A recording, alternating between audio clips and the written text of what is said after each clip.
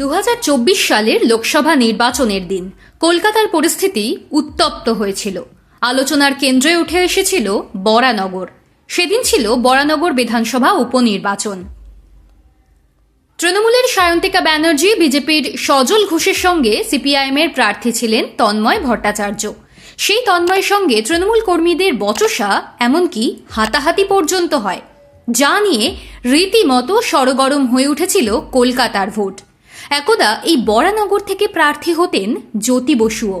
সেই বরানগর যে চর্চায় ফিরে ফিরে আসবে, তাতে আর অবাক হওয়ার কি আছে? কলকাতা তথা বাংলার রাজনীতিতে বরানগরের সবসময়ই একটা আলাদা গুরুত্ব রয়েছে। বিশেষ করে বামপন্থী রাজনীতিতে গুরুত্ব অনেক দিনের। সেখানে কে সিপিআইএমের প্রার্থী হলেন, সেদিকে রাজনৈতিক মহলের নজর থাকবেই, আছেও। সিপিআইএম সূত্রের খবর, আসন্ন বিধানসভা নির্বাচনে তন্ময় ভট্টাচার্যকে আর প্রার্থী করা হচ্ছে না। তার বদলে বরানগর কেন্দ্র থেকে তাহলে কে হচ্ছেন প্রার্থী? এই মুহূর্তে বরানগরের সিপিআইএমের প্রার্থী হিসেবে সবচেয়ে উজ্জ্বল সম্ভাবনা যার, তার নাম সায়নদীপ মিত্র। গতবার কামারহাটিতে প্রার্থী হয়েছিলেন তিনি, কিন্তু এবার কামারহাটির প্রার্থী করা হচ্ছে মানুষ মুখার্জিকে। সিপিআইএমের এই অভিজ্ঞ নেতাকে নিয়ে কামারহাটিতে জয় তুলে নিতে চাইছে সিপিআইএম। সেক্ষেত্রে বরানগর তুলনায় কঠিন কেন্দ্র লাল ঝান্ডাধারীদের কাছে।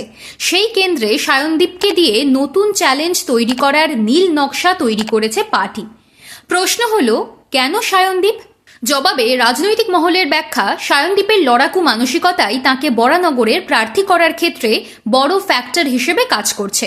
এখানেই শেষ নয়, সায়নদীপের রাজনৈতিক বোধ এ যুগের তরুণ কমিউনিস্ট নেতাদের মধ্যে রীতিমতো চোখে পড়ার মতো।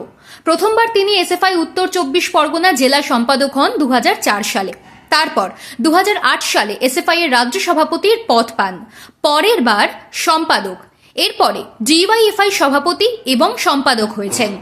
তাছাড়া এই মুহূর্তে সিপিআইএমের তরুণ ব্রিগেডের মধ্যে সায়নদীপ মিত্র অত্যন্ত পরিচিত নাম। বিভিন্ন টিভি শোতে তার উপস্থিতি দেখা যায়। রীতিমতো বলিষ্ঠ যুক্তি দিয়ে নিজের বক্তব্য পেশ করেন তিনি। বিরোধী পক্ষের যুক্তি খণ্ডন করাতেও যথেষ্ট মুন্সিয়ানা পরিচয় দেখান। টিভি শো এর মতো পাবলিক মিটিংয়েও সায়নদীপ যথেষ্ট জনপ্রিয়।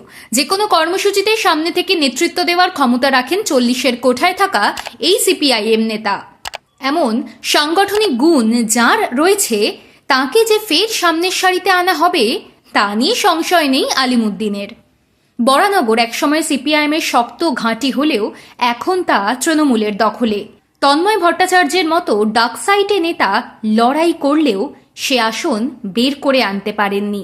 স্বভাবতই বোঝা যাচ্ছে সায়নদীপের কাজটা মোটেও সহজ হবে না।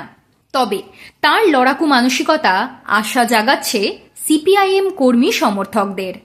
সব মিলিয়ে সায়নদীপের সামনে এখন মিশন বরানগর।